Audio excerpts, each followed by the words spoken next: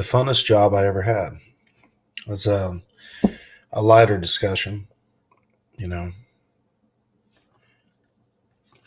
Well, the funnest job that I ever had was in 2005, early 2005 into the summer of 2005. About about a 6, 7 month um, adventure is what I would call it that I was on. And that was the year that I worked for the Norwegian Cruise Lines of America. I was a security officer contracted by a third party to provide security services aboard the Pride of America, the SS Pride of America. I think that was the official title. Man, what a job. What a time in my life of travel. I stayed in Germany for 3 weeks. I was aboard one of the biggest cruise line ships on the face of the earth. Awesome crew from all over, all walks of life. The food, the fact that I, without even trying, lost all kinds of body fat. I leaned out. Um, the places I saw, obviously I mentioned Germany, but all of the East Coast from Philadelphia, Boston, Norfolk, Virginia, Miami, South America, several countries there, Mexico, all of most of the West Coast, the major hotspots, San Diego, San Francisco, been to LA 4 times, and and New York City. Los Angeles is a different world. Uh, you don't even feel like you're on Earth. I mean, it's different. It's a different experience, and I could do another video on that. But um, the things that happened to me that I experienced on that 6, 7 month tour, if you will, was life changing. The perspective that I gained, I wouldn't trade it for anything. Hawaii, I've been to every island. It is not what you think.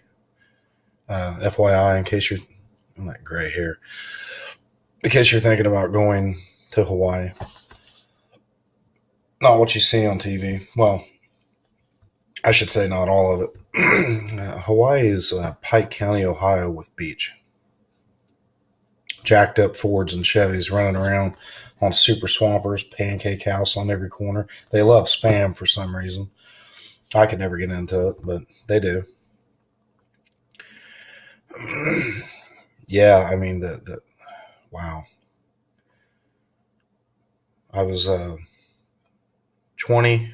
I turned 21 that August, and I turned 36 this year. So it's been a minute, but it seems like yesterday. I mean, things like that are so impactful, and I came back, because I was homesick. I was a kid. I had never been that far at that time of my life from home, and I didn't have a wife or kids at the time. But still, I mean, at that age, you're really influential. You're scared of the world and life, and to be propulsed into that environment, from small town USA, where I had no perspective on life or the world at all, to doing something, as eclectic as that. I mean, that experience I'll never have anywhere else. And people have asked, well, why did you come back? And why didn't you just stay forever? and seemingly that would make sense. That would be logical, because I didn't make a lot of money on the hour. As a matter of fact, if you've ever done security work, you know that you don't, um, unless you've got a really good federal contract. But anyway, I didn't. I think it was like $8 an hour. But the fact was that I didn't buy anything, because so all that money was pocketed. I mean, I didn't pay for food. I didn't pay for housing. I shopped a little bit, but you just didn't spend it. So in that sense, it was very lucrative because, even though you're not making a lot of money, we worked a lot of hours, and all that money was mine. So it was a wild time, dude. All the stories as a result of that experience, it would take probably 3 or 4 videos, and I can go into that if you want. It's up to you. Um, a couple of them are pretty vulgar, like the older couples video that I did. I mean, they're I've lived, man. I've lived. Not proud of everything I've done, but I don't regret it because that's how you learn. I hit the ground running. I lived what I think most would define, and looking back, being retrospective, I would agree that I lived a fairly sheltered life, Baptist, Protestant type of upbringing. And so, when I got out of the house, I, I guess, felt the need to, expand my horizons and stretch my legs and let my hair down. And I did. And I got kind of addicted to that way of life, that wild shit, the partying, and fuck, I can't do that now. It's 2 o'clock in the morning, and that's only because sometimes my anxiety gets to the point where I can't I can't go to bed. And this is one of those nights. Sometimes I'm in bed at 8 o'clock, but it's sporadic. But that's my cruise line experience. It's fucking rock and roll, dude. It was awesome. It's awesome. But anyway, a little bit lighter of a video, Shouldn't be too much confrontation from this. Oh, you know the drill. Oh, these shirts, I've been asked at least a time or two. And some of you may have seen these on Facebook, and that's where I found them.